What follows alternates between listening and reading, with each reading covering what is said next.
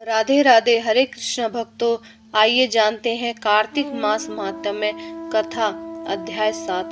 नारद जी ने कहा, हे राजन, कार्तिक मास में व्रत करने वालों के नियमों को मैं संक्षेप में बतलाता हूँ, उसे आप सुनिए। व्रतों को सब प्रकार के आमिष, मांस, उड़द, राई, खटाई तथा नशीली वस्तुओं का त्याग कर देना चाहिए। व्रती को दूसरे का अन्न ग्रहण नहीं करना चाहिए, किसी से द्वेष नहीं करनी चाहिए और तीर्थ के अतिरिक्त अन्य कोई यात्रा नहीं करनी चाहिए।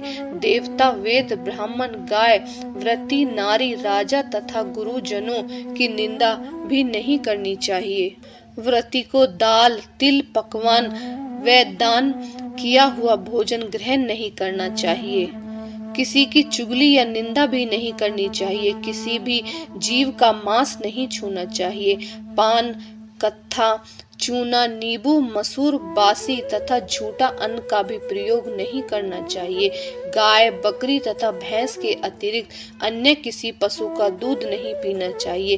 कांस्य के पात्र में रखा हुआ पंचगव्य, बहुत छोटे घड़े का पानी तथा केवल अपने लिए ही पका हुआ अन्न प्रयोग करना चाहिए। कार्तिक मास का व्रत करने वाले मनुष्य को सदैव ब्रह्मचर्य का पालन करना चाहिए।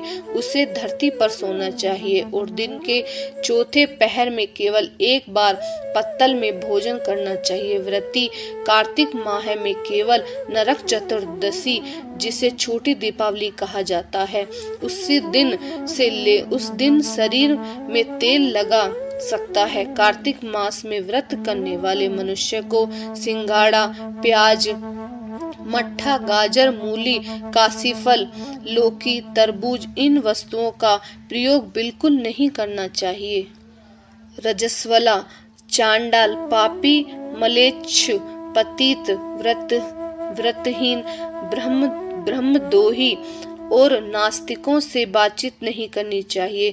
भगवान विष्णु को प्रसन्न करने के लिए अपनी शक्ति के अनुसार चंद्रयान आदि का व्रत करना चाहिए और उपयुक्त नियमों का पालन करना चाहिए। व्रत को प्रतिपदा को कुम्हाड़ा, द्वितीया को कटहल, तृतीया को तरुणी स्त्री, चतुर्थी को मूली, पंचमी को बेल, षष्ठी को तरबूज, सप्तमी को आंवला, अष्टमी को नारियल, नौवीं को मूली, दसवीं को लौकी, एकादशी को परमल, द्वादशी को बेर, त्रयोदशी को मट्ठा, चतुर्दशी को गाजर तथा पूर्णिमा को शाक का प्रयोग नहीं करना चाहिए। रविवार को आंवला का प्रयोग नहीं करना चाहिए। कार्तिक मास में व्रत करने वाला मनुष्य यदि इन शाकों में से किसी शाक का सेवन करना चाहे तो पहले ब्राह्मण को देखकर ग्रहण करे।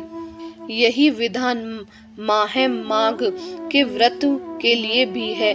देवोत्थानी एकादशी से पहले कही गई विधि के अनुसार नित्य जागरण, गायन, वादन आदि करना चाहिए। इसको विधि पूर्वक करने वाले मनुष्य को देखकर यमदूत ऐसे भाग जाते हैं जैसे सिंह की गर्जना से हाथी भाग जाते हैं। कार्तिक मास का व्रत सभी व्रतों में श्रेष्ठ है। इसके अतिरिक्त जितने भी व्रत यज्ञ हैं वह हजार की संख्या में किए जाने पर भी इसकी तुलना नहीं की जा सकती, क्योंकि यज्ञ करने वाले मनुष्य को सीधा वैकुंठ की प्राप्ति होती है। जिस प्रकार राजा की रक्षा करके अंग रक्षक करते हैं, उसी प्रकार कार्तिक माह का व्रत करने वालों की रक्षा भगवान विष्णु की आज्ञा से इंद्रादि देवता करते हैं। व्रती मनुष्य जहाँ कहीं भी रहता है वहीं पर उसकी पूजा होती है, उसका यश फैलता है।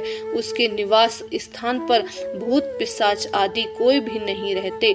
विधि पूर्वक कार्तिक माह का व्रत करने वाले मनुष्य के पुण्यों का वर्णन करने में ब्रह्मा जी भी असमर्थ हैं। यह व्रत सभी पापों को नष्ट करने वाला है, पुत्र पौत्र प्रदान करने वाला और धन्य धान्य की वृद्धि करने वाला है।